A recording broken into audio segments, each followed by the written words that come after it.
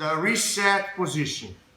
I have the legs in place, but the top leg is cramped up. All right? I still have the control. This is not the time for you to worry about this. This is the time for you to do this. Stay on the ground. You crunch on the ground.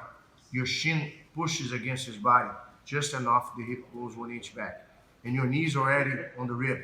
From here, when you crunch, don't lift. Stay here. Look, everything from here. It's all about the legs and the knees. Sorry. Okay? So one more time. So I see a lot of you rotating your shoulders and doing this, like this. You're done. So you have no firepower with your top leg. Okay?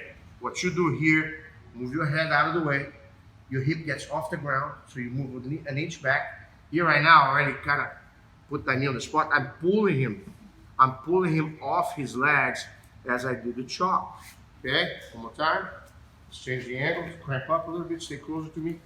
Yeah, walk your hip forward more a little bit. Yeah, right there. So here, as I move my head, I slide just a bit. Boom, that knee's around the gut. And all that pressure, make the guy go. Okay?